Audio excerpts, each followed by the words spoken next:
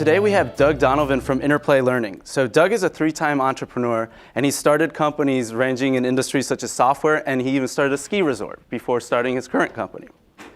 He's the co-founder and CEO of Interplay Learning, which specializes in 3D simulation-based training for the skilled trades. They are about to release their first virtual reality-based training product in the next 3 to 4 months, so it's a huge time for your company right now. So this is exciting. Thank you very much, Doug, for being here today. No problem. Happy to be here. So you started your career in equity research on Wall Street. You were making a great salary, yet you decided to give that all up to go move to Silicon Valley during the first dot-com boom to start a company. What made you decide to do that? Well, I think it goes back to always having that gut feeling that I wanted to be an entrepreneur. I was thinking about, before I came over here tonight, about, when did I really want to be an entrepreneur? And I thought of my first time I learned about an entrepreneur. I was 9 years old. And yeah, you think this is going to be like I started selling shirts or something. Nope, it's a little different. So my dad told me that he was quitting his job to start a company. And I cried, and I cried, and I cried, and I just thought, dads are supposed to have jobs. They're supposed to be able to buy food and shin guards for soccer, and so maybe from that day on, once you get that good cry out, then I think I was sort of ready. So I think I watched him. I was 9 years old. I watched him grow a company to a modest size, and just the life he got to live, the time he got to spend with us, the stress you could see when things were stressful too, but I really think I appreciate it because I wasn't 2. I was 9, 10 years old, and I watched it for about 8, 10 years, and that really got me fired up. So when I went to DLJ, which is a equity research shop and investment bank, it kind of confirmed it for me. I spent 3 years there. Fantastic place to start. First of all, New York City. If you're going to finance, being in the big leagues right out of the gate felt amazing. You just learn so much being around professionals. You learn a lot about the financial statements, which is, you'll use forever. But I did feel a little bit like a cog in a wheel. I used to joke that, I thought I was doing this great job, but the reality was 3,000 employees. I thought if I didn't show up for 3 weeks, my boss would be a little upset, but the engine would keep running. And I guess I really wanted to feel like I was directing something, a little more control of the direction of a company or something bigger. I see. Could you please take us through your first business? How did you start it, and how did it go? So yeah, 99, I packed up my bags, bought a car in New York City, and drove cross country chasing the dot-com. So it was sort of the first one of these bubbles. I think we might be in another one.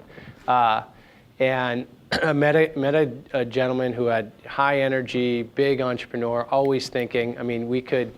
You could ask him for the salt, and he would say, there's probably a business in passing salt, right? He was just always on that mindset, but he didn't have any financial background. And so I was able to bring some of that from equity research and build his models, et cetera. So we partnered up. We built a company. Originally it was called M-Slide, Music Slideshow was shortened for. And it was taking digital photos and adding music to it. And now it sounds ridiculous. But 1999, digital photos were brand new. So brand new, I used to carry a camera like this big that had a viewfinder on the back you could actually see. And if you go to a party with that, I met a lot of young ladies because they want to see themselves, and you could do this. It was really something. So we started there. There were some other folks chasing that digital photo business. Shutterfly is one of them. We raised some venture capital. We went down to Sand Hill Road. That was a whole different experience that maybe we'll get into tonight. Raised about $6 million and really went after the digital photo space. You said how it went. Well, we ended up crashing and burning about 1.5 years after the April 2000 collapse of the market. So we still had plenty of capital. We sat around for about 18 months and tried to do stuff, but nobody was buying anything at that time. The market was paralyzed. And so at that point, we just said, I decided I'm going to pull the plug and went to business school. I see. What was the biggest lesson you learned from your first business then? Oh, the first business. In that case, I would say we were venture-backed. And that experience was not the best for me, and frankly, I think for us. So we had a board, a high-profile board. I won't give you their names, but they were high-profile, and they didn't really pay attention to our business. And they would just show up quarterly, and we would tell them about what we were doing and how we're grinding this out every day, and this is where we're finding friction, and this is what we think. And without fail, after 4-hour session, they had us going in a different direction. They hadn't invented the word pivot yet. But they had us pivoting now. When I look back, seemingly quarterly, and we kept listening. They were writing the checks, and they had deeper experience than Dan Hoban, my co-founder, and me, and we kept listening. And I think if I were to go back, if we had held to some of our earlier beliefs, I see things that like Flickr does, even as much as Instagram. 14 years later, so obviously we were very early. I'm not sure it would have ever worked for us timing-wise. But some of the same things that we saw years later, we were doing early, and they quickly moved us into the enterprise space and said you should support enterprise structure of digital media, and we kept following their guidance. And looking back, I'm not sure. Maybe it was the right guidance, but maybe we weren't the right people to execute on it because it wasn't our passion or our knowledge or whatnot. So if there was one lesson there, I would say if you have a compass setting and you think you know what you're doing, you listen like crazy, and maybe adjust, but make sure you're comfortable with those adjustments. Okay, that's great. That's great. So an often heard cliche from entrepreneurs is don't go to business school. It's not going to help you. You might as well just go and start a business if you want to become an entrepreneur. Yet you went to business school and you got your MBA. Yeah. And many of us in this classroom are MBAs or aspiring to be an MBA. Mm-hmm. So could you lead us through your experience as an MBA? Did that help you become a better entrepreneur when you left school? Or do you recommend maybe don't go to get your MBA? Yeah. Yes. I'm not sponsored by any MBA school. But yeah, no, I absolutely. For me, it was a big step and the right move, and I'll tell you why. I felt like I had financial experience now, but even then, I felt like I still had some holes in my understanding. You sort of learn how to fake your way through some things. I didn't feel like I had full command of the financial statements. Even as an equity analyst, there was always questions. Maybe I was too nervous to ask in that job. And starting the .com, there was pieces. I knew nothing about marketing at the time and sales, and it was easy to see. I had, I guess, a 6-year career at that point, and I could feel some pretty significant holes in my foundation. And I didn't feel comfortable going on until I filled those in one way or the other. And so for me, that was, that's why I went, and it was absolutely the right thing to do. And I really feel like I filled in, 9 of those 10 holes, let's say. I'm still working on the 10th, I guess.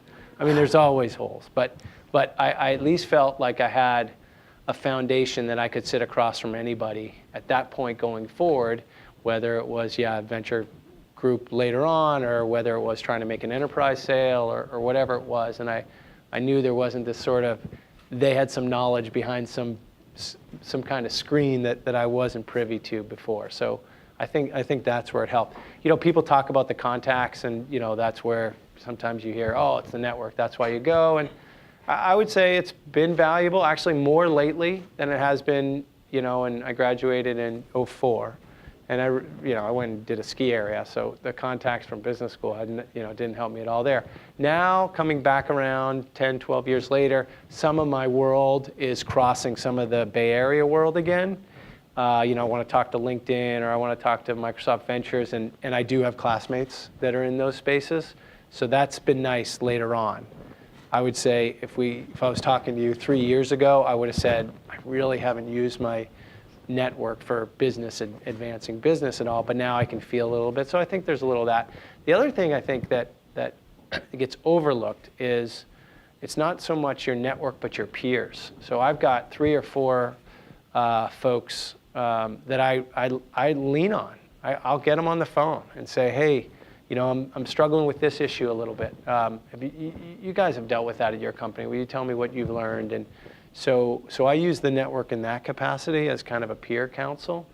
A good friend of mine, Mary Beth, in the Bay Area, I just think has a brilliant marketing mind. So I'm often, trying to get her on the phone and ask her some questions. Another gentleman in Amsterdam runs a company. They do about $14 million in business, and I ask him about scale and how they moved it. And I would say that using your network as a resource more than a sort of an advance for the business has helped as well. I see. That's fantastic for all those that are in the MBA program right now. Yes, that's right. Very good news. Right. So you started a ski business right after school. Could you briefly touch on that? Yeah. So looking back, I went to Berkeley, Haas School of Business, and I think I got in because my application, I was pretty unique. I said, I want to run a ski area one day. And they're in the shadow of Tahoe, and there's a big business there. And I thought, this might resonate with them. And it's really a passion of mine, ski industry. And I thought, being the CEO or COO of Telluride one day would be a dream job. And I was pretty vocal about it. At school, somebody mentioned somebody who knew had this piece of land outside of Denver. And so I ended up meeting with this gentleman and asked him what he was thinking about this piece of land. And I won't bore you with the details, but a year later, actually my second year in business school, I did an entrepreneur project class similar to this, but you had to have a business, more than a business plan, you had to have something like an asset of some sort. I ended up building a plan or doing all the research, and this gentleman said he'd finance it if I wanted to build a ski area. Which is not what I thought I'd be doing going into the ski industry. I thought I'd work my way up through the ranks somewhere, but this opportunity presented itself, and it's hard to pass that up. I knew nothing about development, right? I mean, nothing. I had taken a real estate development class, and I remember thinking, like, I'll never use any of this. I knew real estate was important in the ski industry because it's often a real estate play more than actually a ski industry operation play. And so I had to learn, deepen my real estate understanding for that reason. But yeah, I pulled out those old books when it was time to go develop. So yeah, 2 years of entitlement work, getting permits, going through all of that, and then 3 years of running it. And turns out my dream job was not my dream job. Wearing long underwear every day to work for 10 months a year, it's a nightmare. We had 70 employees, during peak season, most of whom were stoned because it's the ski industry. That was not what I wanted to do either. And it felt a little isolating when you're living, especially after being in the Bay Area, all of a sudden you're in this really we were trying to be something different, but you still end up in kind of a wealthy, white, excluded. It felt like just away from the world that I wanted to be a part of. And it was kind of sad that dream job was not what I had hoped. I do counsel people when they ask. Like I always say, they always say, do what you love, and then you'll never work a day in your life. And I'd sort of alter that and say, do what you like, and maybe save what you love, because there's very few passions you have in life. I was a passionate skier, and I mean I haven't skied in 7 years. So yeah, I'd say protect those passions. Don't mix it up with your career. So now it takes us to your current company, Interplay Learning. So a lot of people aren't familiar with Interplay Learning. So what is Interplay Learning? Yeah, I guess I'm sort of a little different stage than some of the other folks you have at this, and maybe that's interesting. But we're a 20-person software development firm. We're headquartered here in Austin, but we're actually distributed across the country. Most of the programming teams in different states across the country. We're 7 years old, so I'm not sure we're a startup anymore, but it still feels like a startup, day to day. We build 3D training software for skilled trades, so HVAC, electrical, plumbing, manufacturing, the sort of classic blue-collar work, which in this country, we have some serious challenges because of a massive manpower deficit. And my generation didn't go into the trades, right? We were told to get humanities degrees and become lawyers or go into finance, New York, whatever. But now we got a real, skills gap, demographic gap. And if you called, tried to get an HVAC fixed here in Austin this summer, you probably had a backlog of waited 3 or 4 days. When they came out, they were shorthanded, and so there's a real need for this kind of training. So we saw this 6-7 years ago, and I won't go into the full genesis, but we were doing some training for this niche market in energy auditing, and my current business partner and I were at a different company at the time. We said, you could do this training and use simulation like they do in the medical and military and aviation industries, right? We knew simulation existed. We've seen it out there why don't they do it in any of these trades? And we looked around and no one was doing it. And you could see how effective it was. It had been proven 10 times over for decades in these highly capitalized industries. When lives are at stake, the government's not afraid to put $10 million into some kind of simulation training to save lives, or in medical situation. It was way too expensive to get to HVAC or electrical, or who is going to finance that? But the development costs had come way down, and the delivery, with broadband and the devices we had now, it made a lot of sense to us. So we did a little friends and family money to build that first software product. He and I spun out of that company and built our first product. And because of my venture experience that I referenced earlier, you can see why I didn't go chase venture money. I really said, let's see if we can bootstrap this thing, albeit software, so you need a little money to get going. How long we could go. So now I'll sort of fast forward, and you can ask me more specific questions. Fortunately for us, our specialty was point of view simulation. Basically, they look like video games, but instead of killing the bad guy, you're learning a technical skill set. And we've been delivering on 2D devices. They work on tablets or desktops or whatnot. And we knew virtual reality would be a platform that would be genius for this, but we never knew when it was really going to be ready. And frankly, I guess about this time last year was the first time we all really put on the new head-mounted devices and saw the platform.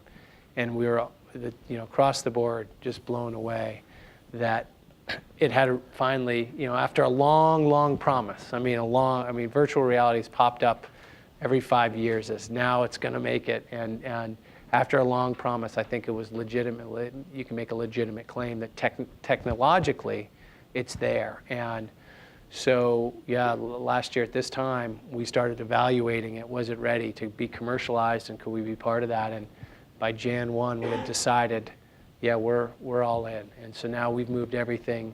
We're moving everything. We do VR first for everything, which is, introduced a whole new world. And wow. We'll talk, we can talk some more about it if you'd like. Absolutely. I tried your software. It's definitely, the simulation definitely helps you learn much quicker. I felt after 10 minutes I could repair a refrigerator myself. So that was fantastic. Yeah. What was the decision process surrounding the move to VR?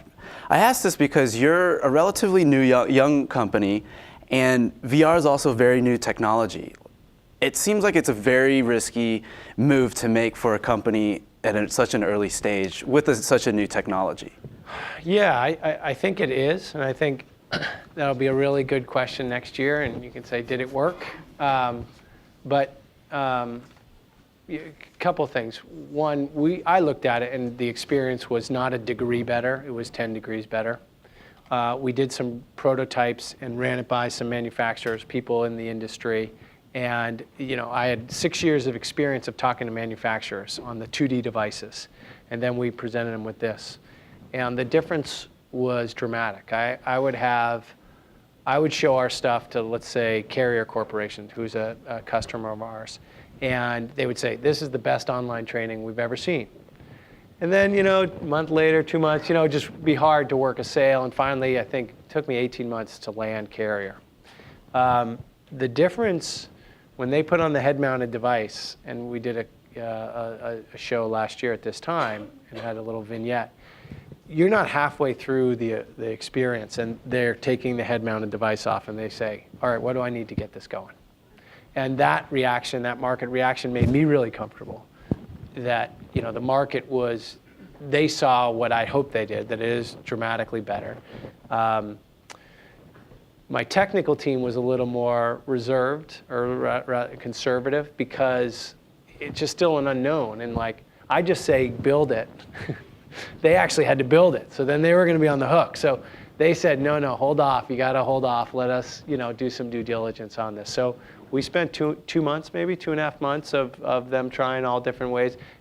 Even the Unity, which is the game engine we use, supposedly worked in VR, but out of the gate. But it certainly didn't, as we would hope it would. So they kicked the tires. They figured out they could do the things we needed to do. And yeah, like I said, by January 1. So it took 2-3 months before we could say comfortably, it's time. The thing that we put in place, though, to attenuate the risk was our stuff is still going to publish to 2D devices. So while that's going to take a lot of investment in technical time, which is what we've been doing most of 2017, that was the decision we made to sort of mitigate that risk. And it's a unique position, right? Because we can go out there and play on this really cutting-edge technology, but yet still deliver on the devices we've been delivering on for 6 or 7 years. Now, like I said, it's because of that decision, it means we haven't put out a product in 8 months. We've been building that engine capable of doing that. So there's still a tremendous amount of risk overall.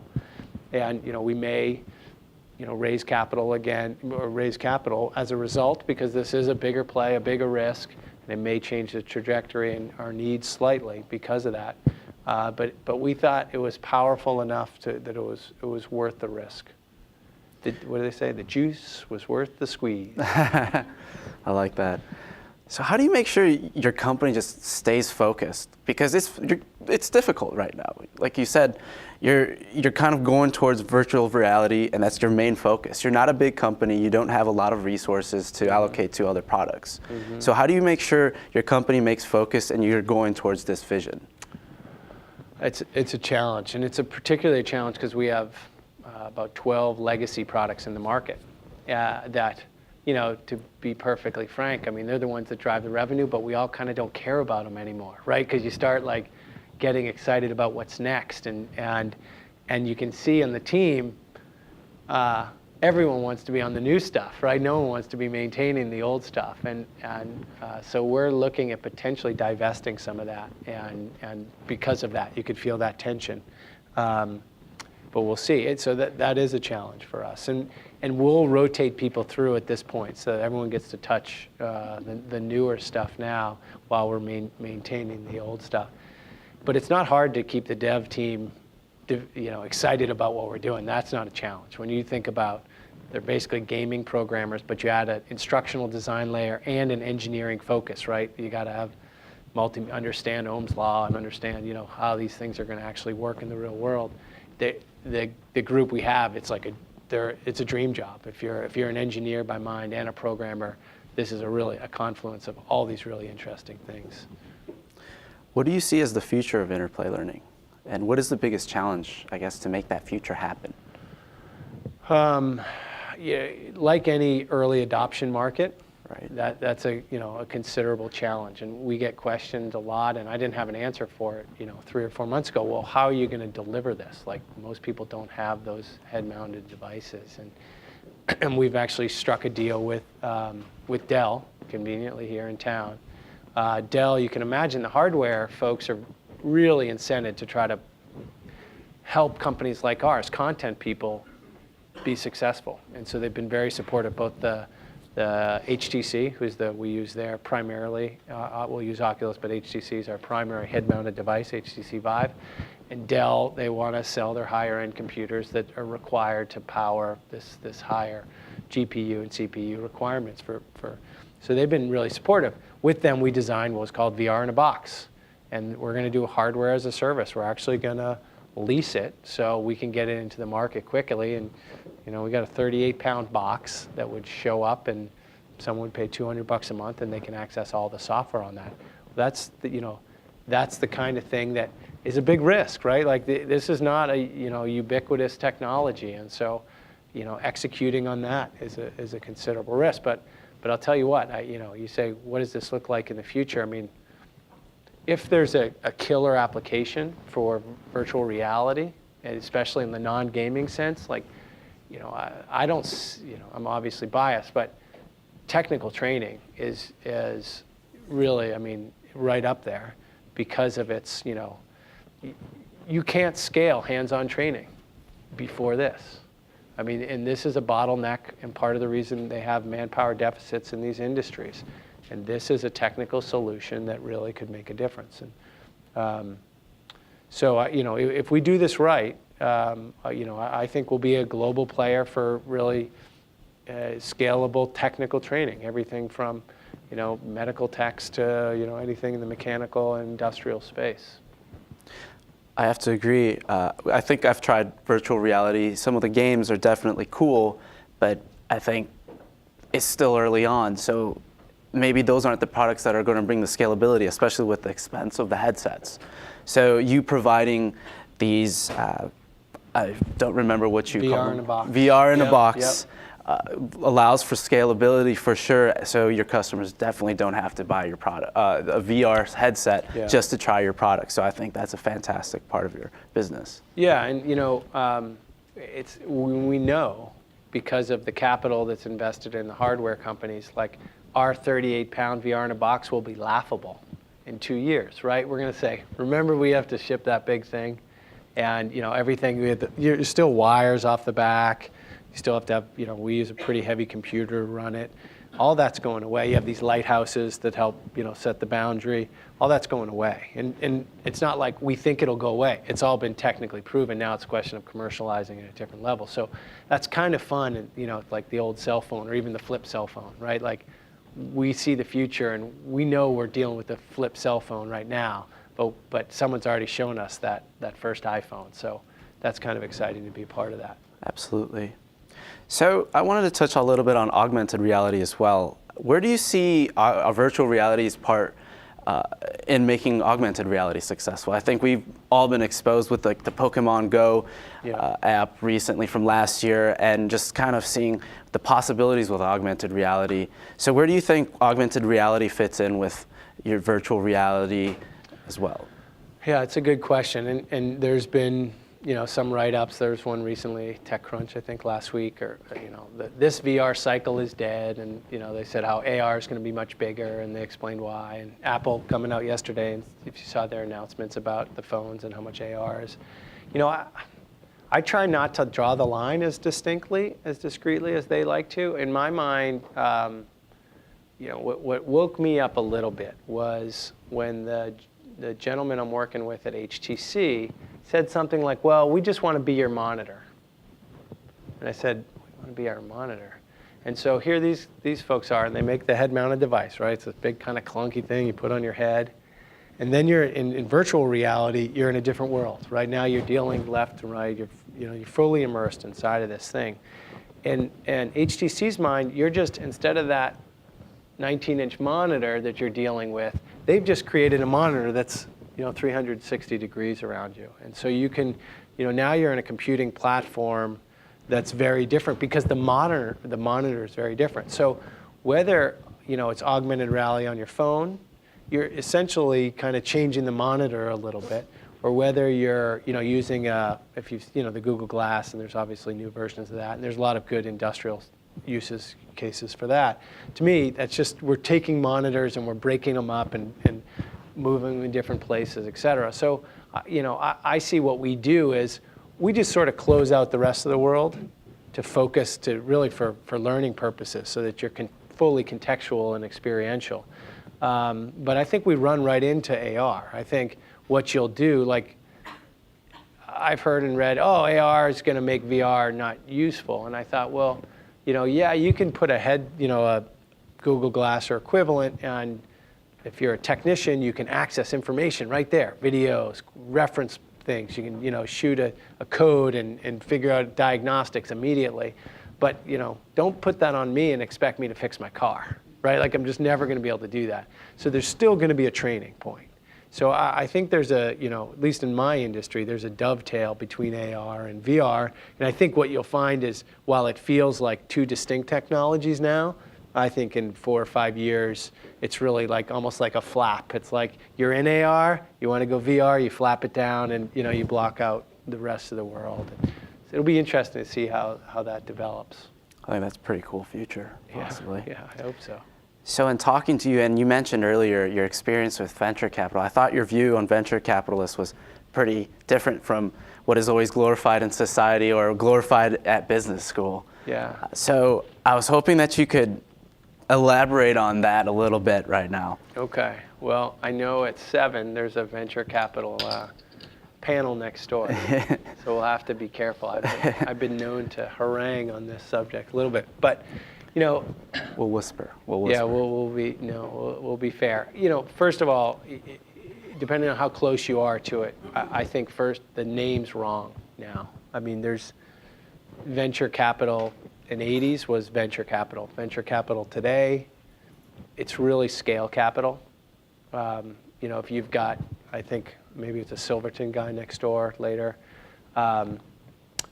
Venture by definition is something like, in the face of danger, you take risks, right? Like that's sort of the denotation of that. And there's most venture firms at this point, they want to put in a $5 million check, but they want a lot of the risk removed. They want to know what's your MRR, right? What's your monthly recurring revenue?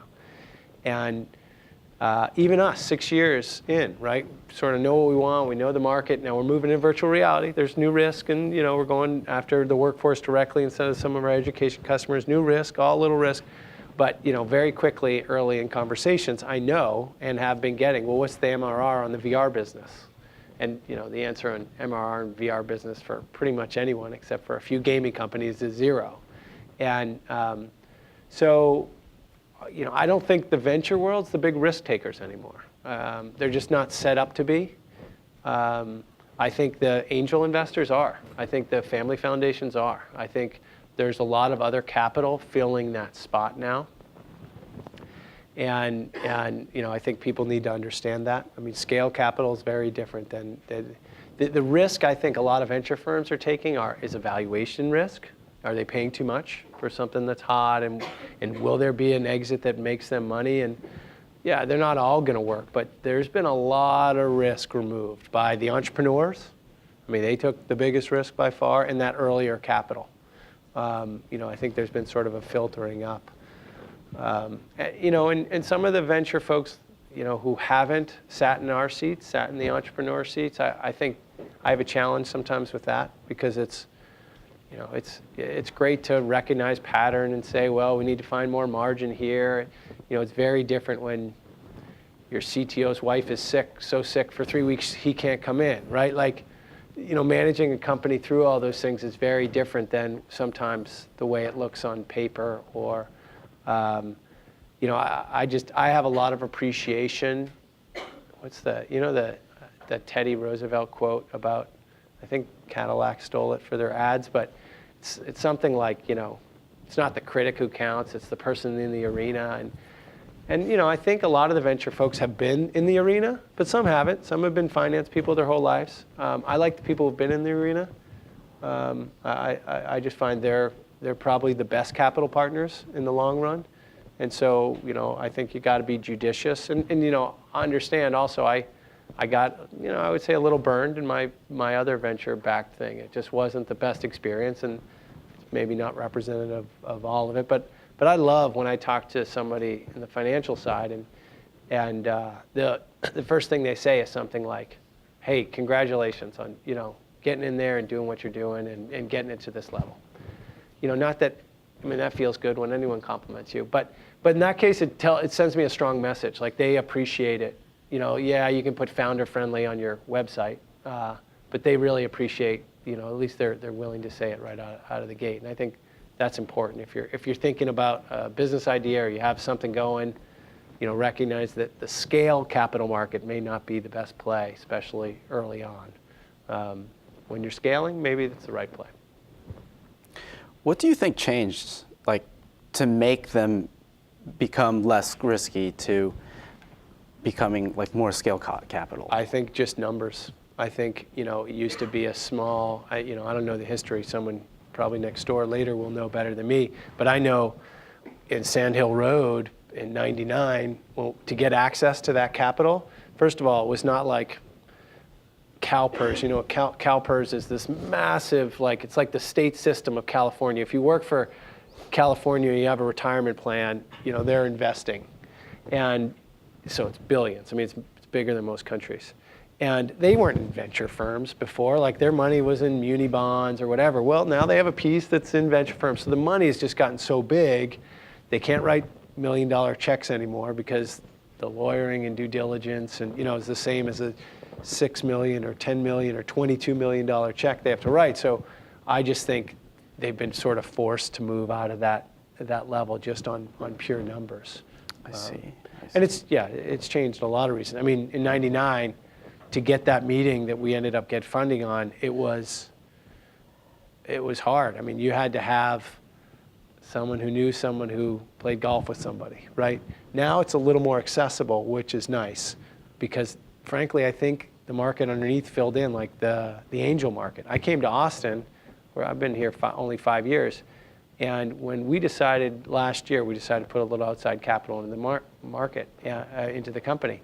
And I went to a speed dating thing and an angel for CTANS, Central Texas Angel Network. You know, inside of two months, I felt like I knew the whole network. And I think maybe that's Austin a little bit versus the Bay Area, but I also think it's like everything's matured.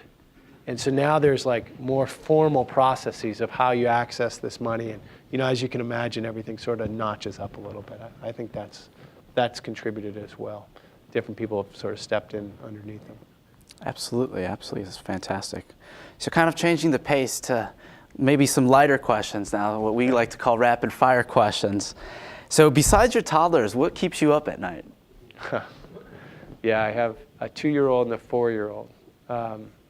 And that's hence the head cold, because they just went to preschool for the fall, and they bring everything home, which is nice. You know, I would say, if you're an entrepreneur, the occupational hazard is definitely tossing and turning at night. And you know, I found I sort of toss and turn on both sides.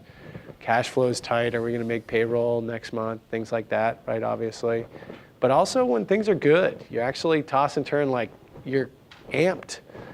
You want to, you know, you don't want to screw it up, or you want to, you know, you're excited about the next day. And so, you know, I do think there's a blog called something like Awake at 2 a.m. and it's for entrepreneurs. And I remember my dad. I remember hearing my dad when he's, you know, years of him building his company, down at 3:30 or 4 in the morning at his desk for a couple hours. And so, you know, if you're going to do this, be prepared that your sleep habits may change a little bit. I still get plenty of sleep. I just sleep at different times. Yeah. Yeah, I got some emails from you, I think at like 3 in the morning. I do a lot of 3 to 5 a.m. shifts. I see. Yeah. Shift worker. I'm a shift worker. I see. One of the other things that really stood out when I came to visit you was your productivity methods. So how do you keep productive? How do you make sure you're always doing the right thing day to day? Well, I would say how do you monitor? I do it retroactively more. Okay. Like, I've tried to put in methods of like, block time, or, you know, you read the latest blog on this is how you organize or multitask or whatever. I do know I write better in the morning. That's the one thing. I always write from 3 to 5 or 6 to 8 or whatever. But I try to do a monthly audit in reverse. So where did I spend my time? And I'll actually pull out my calendar and say, looking at my meetings and break it down percentage-wise. Okay, this much on general management, this much on sales, this much on, you know, potential capital raise stuff, this much on, you know, marketing, or, you know, something like that. And I'll try to, you know, break it down. And a lot of times I'm not that happy with what I see. I was like, geez, I got sucked into this too much. And I try to make those adjustments. That's how I manage it. So I don't think it's the best method. I think if people are good about planning, they would probably avoid that, right? And you've seen, there's books like Traction that say set out these rocks, or books, a guy here in town, Keller Williams, I think. The One Thing, do the one thing. You know, there's all of those, and I've tried. Maybe I don't have the discipline, but I do have the discipline about auditing myself and then making adjustments. And I usually am pretty good at holding to those adjustments for a couple weeks anyway. until life happens a little bit, and then I got to re-audit and readjust. Yeah, that works for me. So you definitely have to find, what works for you, because it's not like one method, I don't think. Well, there's a lot of methods. There's definitely a ton of great stuff. But I guess we don't always have the time to get to everything. So, what books are you reading right now? I'm just finishing up Fred Kaufman's Conscious Business. Okay. Which I'd never heard of, except I saw a LinkedIn Learning with the CEO of LinkedIn, Jeff Weiner is his name. And I was on a plane and I saw him talking. I thought, who's going to sit on a plane and watch the CEO of LinkedIn talk for 45 minutes? Anyway, I watched about 2 minutes of it and just totally sucked me in. And he's just really, really compelling business leader. One of the best I've heard. And I couldn't turn it off. And he referenced that book. And I think they've since hired him. Fred Kaufman, that is. He actually works for the culture of LinkedIn. And that's, I think, worth a read. I think it's challenging at points because they do a lot of, well, Bobby said to Sammy, so Sammy should behave this way. There's a little of that, it's a little too, but it's good reminder that business, he talks a lot about business being a theater for, just developing who we are and accepting that. And so I think, you talk about tossing and turning and finding, that happy ground. Like, it's a good book to make sure you're setting your compass settings right. Yeah. I see. What is your favorite book, fiction or nonfiction, or? Favorite book, probably fiction is probably a book called Angle of Repose by Wallace Stegner. Wallace Stegner is a writer of the West. Okay. Wrote Beyond the 100th Meridian, one of the first sort of Western writers, captured a lot of the East culture going West and how that works. And this Angle of Repose book, it's about an Eastern educated woman having to live out West, and I just love that sort of pioneer, but yet she had all this history and this intellectual community and how she measures that. Just the whole idea of Angle of Repose is actually similar to what Kaufman says, is a mining term for like when the ground's going to stay at rest, when a rock will stay, right? Because if you cut into a wall like this, into rocks or mine, it's just going to crumble and crumble and crumble and crumble until it reaches what's called the angle of repose.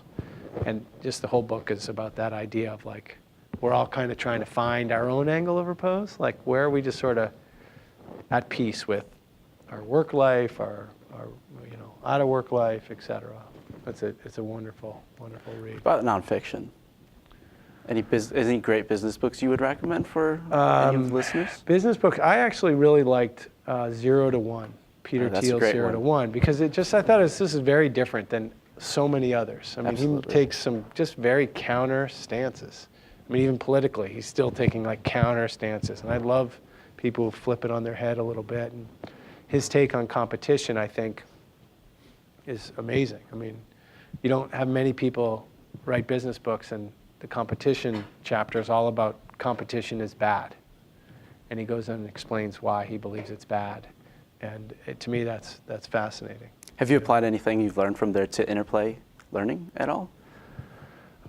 He talks a lot about why competition's bad and how you've got to define your own space. And, the people who define their own space are companies that they have the freedom to really be creative and do these amazing things. And, it points to Google. And it's always easy to point to the success stories and say, therefore it works. But he just points some things out, like, just like, don't start a restaurant. Like, there's a million commodity businesses. Look around, there's just, 85% of businesses are going to be commodities right out of the gate. And you're always going to be in competition. And that's just not a comfortable place for your employees, for anything. So, if you're going to do more work up front to try to create a unique position and a unique market. And so I think for that reason, I think that's allowed us not to get sucked into e-learning. We've really tried to stay really true to what we know well, which is this 3D instructional design, which by itself is not very easy. Like, e-learning's one thing, but putting someone in a 3D space, whether it's on a 2D device or not, like getting that instructional design right in that experience is really challenging, and we're pretty good at it. And so we've been, solicited to play in the classic e-learning space on a lot of levels. And I keep trying to remind the team, like, we got to stay out here. And maybe it doesn't feel as profitable now, or maybe it's a challenge now, but if it's gonna work on a bigger scale, it's got to be out here. We can't go back to where everyone is and think we're just gonna outplay everybody. Yeah. Absolutely, absolutely. I think we've reached our 45-minute mark, so we'd like to open up the mics for any audience members who have questions. Please go up to the mics if you have any questions, so we can hear you properly. Hi, thank you for coming. Hi. I'm in the economic development business. So how did you choose Austin as your space to stay? Specifics would be great, and not just Austin's weird and it's fun and there's lots of cool people here. Yeah. But really, in some of the other cities that you considered while you were, and was it you picking? Was it your? Well, it's you and your, I may not be the best person. I'm not like choosing a heck. Yeah, but I will tell you, when we looked at, so my wife and I had some flexibility because my company is basically virtual, but we knew we wanted to headquarter it somewhere. And I looked at the capital market. Was there adequate capital market? Were there adequate enterprises? If we're going to sell into technical training, were there enough big businesses around here, which there was a little thin on that side of things, but the university made it interesting, and we were still doing some education stuff at the time. What you don't want to hear, the size is just right for, I think, building a business, because there's resources, but you don't have all of the friction that comes with the Bay Area or LA. We lived in LA for a while, and there's just so much friction around business that I knew, I didn't know, I suspected that building a network that had value, and the network only has value if there's enough contact there, right? If I meet somebody in LA once, or maybe, and then we're 40 minutes away from each other, and there's just you don't run into them 2 or 3 times, that's hard to build that network that helps your business. And so I think the size matters in that instance, for sure. So I think now's a good. There's a lot of movement to San Antonio, and I'm assuming it's because Same type of thing. Yeah, I wouldn't be surprised. That they're doing that evaluation, saying it's a little too big. Not old age-wise, but how old was the company when you made it? 2.5 years old, maybe. Yeah. So we were in San Diego actually when we first started. We probably were at 9 employees at that point. Now we're 20, 21, 22. So we're not explosive growth. Just 3. Yeah. But that'll all change because we've been super tech heavy, all programmers, and everything we've been doing at sales and marketing is through partnerships. We have a big publisher that takes our stuff to market, and we have this other couple organizations. Department of Energy takes our stuff to market, and someone else. So we haven't needed to sell direct. That's all changing, and so we're going to build out the full sales team and marketing team here. Yeah, no problem. Thank you for the question. So, I think you should start. Yeah? Okay. Yes. So if you're coming from a background in finance, how did you start up in VR, and what was the process of finding engineers and people that could help you start establishing this idea? Yeah, so we didn't, because I had that .com, I had experience being around engineers, but I'm not a coder. And my current co-founder is not a coder and was not a coder either. But we had done it, I felt comfortable enough because I knew when we made our first couple hires back in '99, like how we did it. So what we did was just contracted. We actually contracted 2 people to build our vision. And we never had to, code the first 2 years. We just had these 2 folks that we hired. We met them on Elance, or I forget which one of the, freelance coding marketplaces where you can post a job and say, this is the kind of thing we want done. And we tried out a couple. We gave them little projects to see, is this the right person? How do we work together, et cetera. And so that's how we got into it. Then what you have to do is start trying to hire some smart technical folks and get out of the way. And my business partner's job has been to do the product development, but do all the non-technical. We wanted to be a learning company, so he brought sort of the learning smarts to it, and then we built the coder. He worked with the coders day to day. Does that answer your question a little bit? Meaning, we relied on other people's talent. Like, we basically said, this is what we want, can you deliver it? And we tried a couple of people before we found the right team to do it. And how did you pay their salaries, basically? Well, in that instance, yeah, we raised just a little money to get going, and I had one consulting contract. It was like a $29,000 consulting contract that we started the company with, and we probably, to service that contract, cost us about $4,000. So we had about $25,000, which is not bad. Especially, I mean, right now you can find overseas coders to do a lot for at very reasonable rates. It may not be the most stable code, you may not, but if you want to build, an MVP, then you definitely can do that with, more than $10,000 is plenty to build something basic to sort of test and show some other people. Yeah.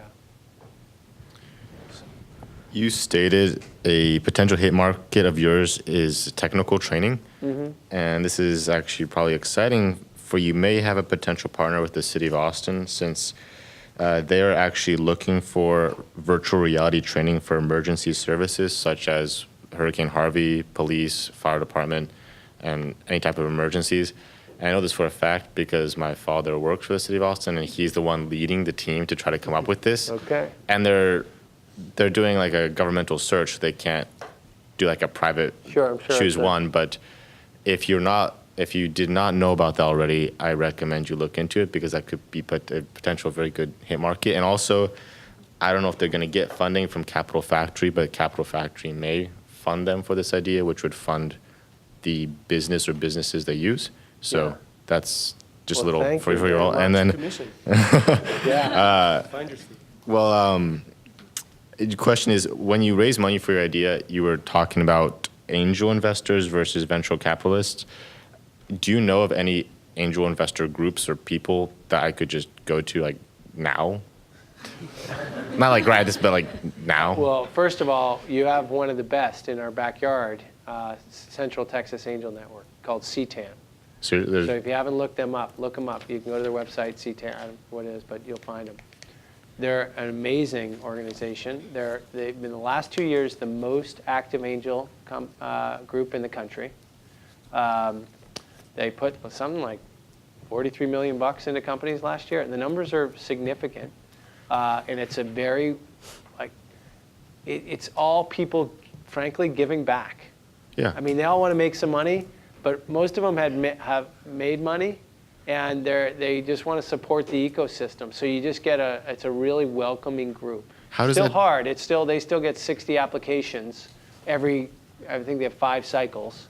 They winnow it down to 10, and then 10% to 4, et cetera. How does that differ from like Shark Tank, something like that? Are those angel investors? Yeah, or? yeah. I mean, Shark Tank's a Hollywood version of that, right? They're Okay, so it's essentially basically the same. angel investors, and you're going to debate over what, vehicle. Is it going to be debt, or is it going to be a convertible note, or is it going to be equity? I see. And it's pretty institutionalized now, even at that level. Like I was talking about how this has all changed a little bit. They're way more sophisticated than they were even 5 years ago, but they're still incredibly approachable. I went to it was called a speed dating event with them, and I met 3 or 4 of the angels, and I presented. At that time we had $1.5 million in revenue, and they're all like, what? Because they get a lot of folks with no revenue, naturally. Yes. And they're open to that more than, like a venture guy doesn't, no one's going to talk to you. But what happens if your idea fails and they invest, say, a couple million in you, and now you're negative? Do you have to? Are you in debt now? You have like a slave, and you have to work for them. You don't. They don't let you do that in this country anymore. There's no longer debtor's prison or slavery or anything. But that's a very good question. I'm glad Because you're that's being what I've sure of worried that. about in terms of searching for investors. Is I have a bunch of wacky ideas. Some of them are more doable than others, but Yeah. I don't want to get investors because they might just completely screw up. Yeah. But an Well, angel at is like some an point- angel, like that Yes. would be like nice. Right. They have a high risk tolerance. Although if you start your pitch with that, They're probably Oh yeah, probably no, not gonna win. I have a better pitch than that, But yeah, you got to get your act together on this stuff. Like Yeah. this is my story. This is how I would go to market. This is my differentiation factor. It's pretty formulaic, right? They're expecting a formula that says this is the pain in the market. This is how I'm going to solve it. This is this is my IP. This is what's unique. This is my go-to-market. These are my risks. These are the Yes. competitors, right? Like it's pretty formulaic in that. If you get that story together, they are a great place to go because they'll have counseling sessions for you too. So you can go show it and they'll say, whoa, that makes no sense. But I assume I will need more than just myself, right? They would rather have a team rather than just one person. There's no rules on that. Well, I mean, I'm I guessing would personally say co-founders are a great way to go just because of the amount of work that it's going to take. And it's nice. They invest in teams way more than they do in individuals. So I would find somebody who has a complementary skill set. I'll definitely do that. Thanks for the advice. All right, no problem. And good luck staying out of slavery. Those were fun questions. I like that. Oh, go for it. Go ahead. Yeah. Okay, so I wanted to ask, VR and AR obviously have a huge potential right now with healthcare, education. So obviously, great prospect for the company. But with technology, it's quite possible things may not go as anticipated. So do you also have a sort of a worst case scenario? Do you plan that as well? And in case you do, how do you go about it? Like, when do you know when to cut your losses and it's time to pull the plug? How do you make that tough decision? It's a great question. When do you, and it's something I've been wrestling with now. I mentioned earlier we may divest of these cash flowing products. I mean, that's causing me some sleepless nights because I always had, well, you know what, if nothing works, we've got, this throwing off $500,000 in cash and we could have one programmer for $100,000 take care of it. And, we always have that. That was always the cushion. If we divest of those, that goes away. And I don't think you can fully remove that risk. I think we won't make that move until I feel like we have a touch more traction with some VR stuff, because that, removing that before getting a little more traction on the VR side, I think is risky. But I'm also a big believer. I mean, we've done this now, right? And it's not like we know the market pretty well. We know the reaction we're getting. I think it's a risk worth taking. But I don't think there's not like some formula you're going to learn in finance here, like some kind of expected value, right? Everyone knows expected value, what percent. You can use your expected value analysis all you want, but ultimately you're going to have to go with what the market's telling you, and you're going to have to take a shot. Like, I'm a big believer in the market will tell you, and they'll tell you fast, and they'll tell you loud. You got to make sure you're getting out there and hearing it and not ignoring it. Nothing worse than, I love Steve Jobs' quotes for a lot of other things, but his whole quote of his famous quote, well, the customer doesn't know what they want. We've got to go tell them what they want because they can't even imagine it. I actually think that's right for him because of his level of genius. But I think for most of us, the market you have to listen to the market all the time. And I think that makes it easier to take those risks because you've done the homework and the market's told you yes. Not would you pay it for you, but will you pay? Will you cut me a check right now for this? That's a pretty good, would you and will you are very different. And if you get to will you and they say, yes, I will, I'll write you a check for that product or that idea, whatever that is, that's the market telling you that you're onto something. Thank you. Yeah. Hi. Hi. So you mentioned earlier that you went back to graduate school because you felt there were some holes in maybe your financial education and a few other areas. Mm-hmm. I was wondering if you could elaborate on maybe what was most valuable about your education that you don't think you could have learned from maybe the School of Hard Knocks and actually doing the business, something that you actually reaped from your education. And then also, how do you, inspire the vision of your product to get somebody without your skill set to work with you when maybe it wasn't their initial vision themselves? Hold on the second question. Okay. I might have to ask that one more time. I was thinking about the first one a little bit. That's fine. Yeah, so I have 4 notebooks in my office, different colors from each semester, 4 semesters at business school, strategy, you name it, marketing, et cetera. I pull them out with some frequency, and I'll reference, a situational analysis worksheet that we used in our marketing class that talked about, are you going for profits? Are you going for penetration? What are your 4 Ps? Et cetera. And it's a one sheet, kind of like the famous, Steve Blank has a famous one called the Canvas, I think. But this was my marketing professor who did this one. And so I'll reference that. I'll go to strategy stuff. Sometimes I'll just, when I'm thinking we're stalled, or I'll go try to see if I can get inspired by something in one of those notebooks. So it's sort of countless in terms of what specific thing. But those notes, it's not like I did it and then I'm done. Like I have to refer to those with some regularity. Janet Yellen, who's the Fed chair, was also my macroeconomics teacher, so I get to see her all the time on the news. So I've got that as well. And then just my second question was those initial times that you worked with coders, but then transitioning to actually hiring people. And like you said earlier, they're so excited to work for this engineering project that's very tactical.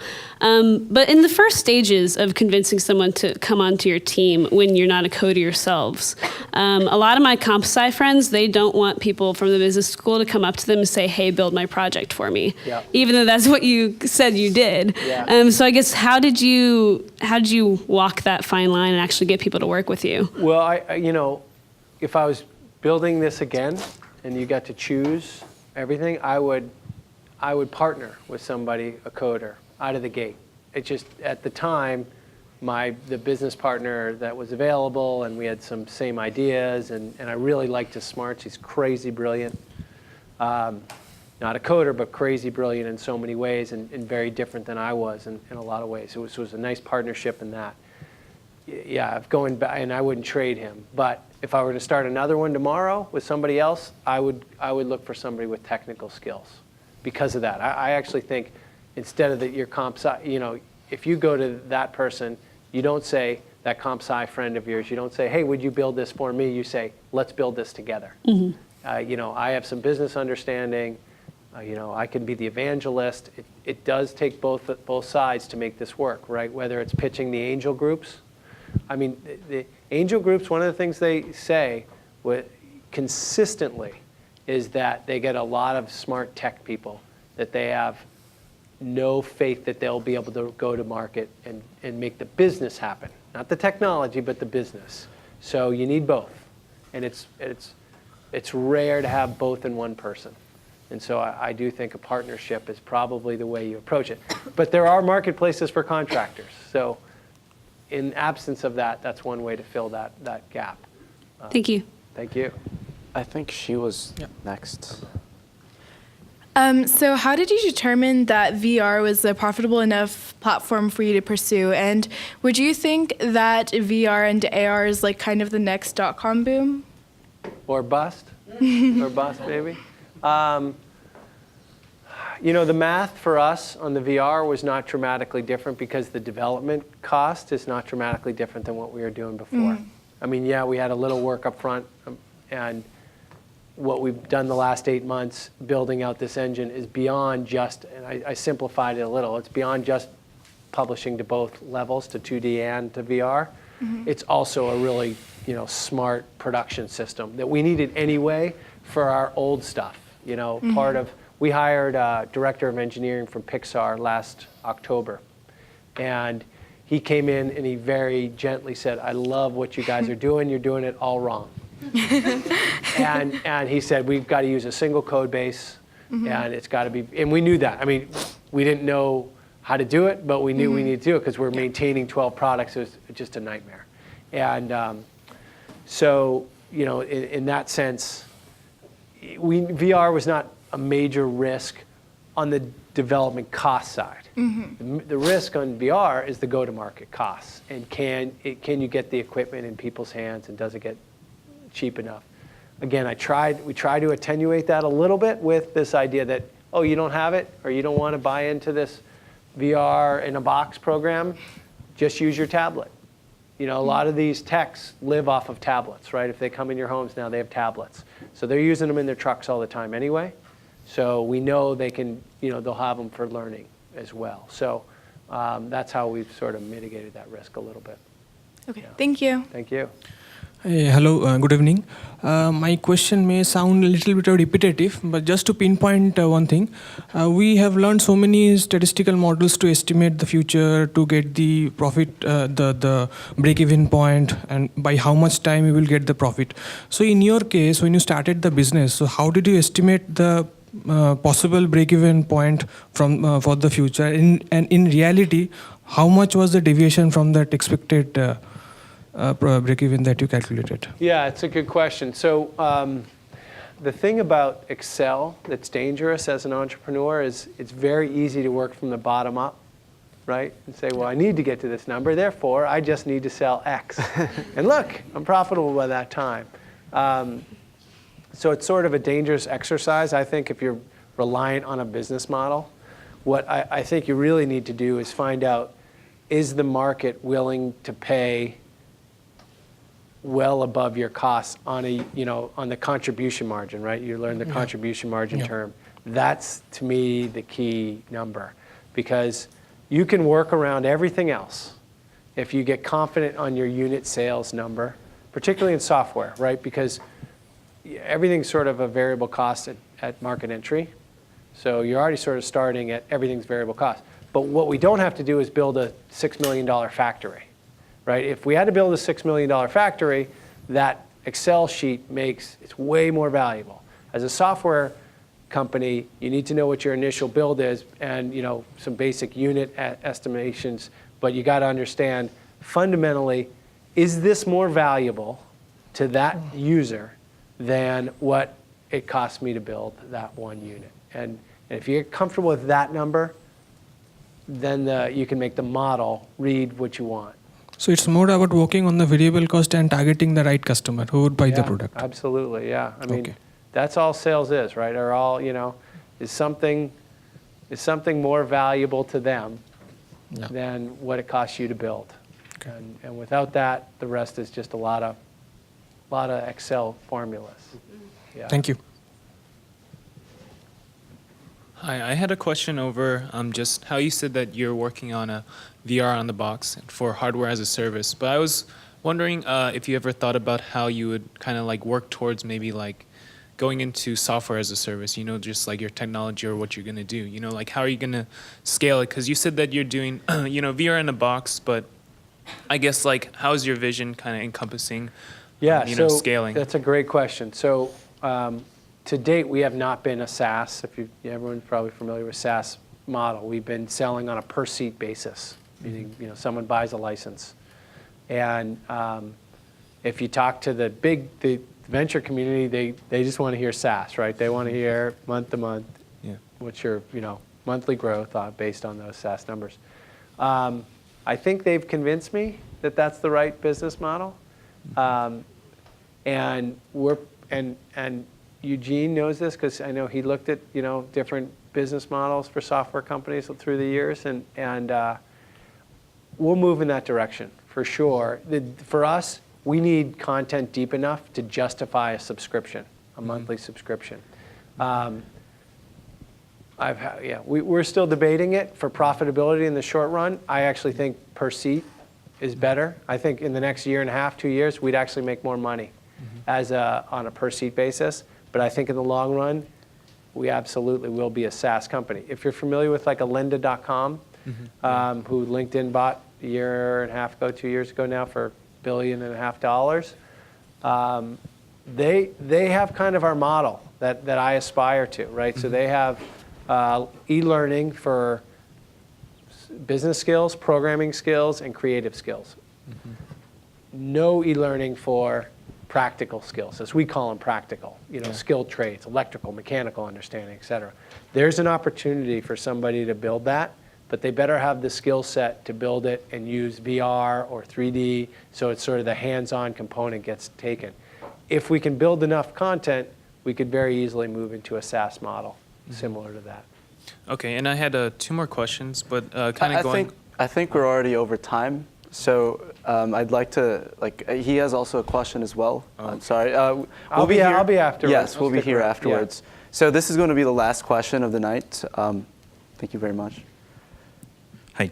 Hi. So I think one of the biggest fear or challenge for any startup is, what happens if it fails? So let's assume it fails and you have to start over again. So how should your sales pitch be? Because it's always tough to get the funding, and especially when the first one has failed. So any tips or suggestions on how it should be done?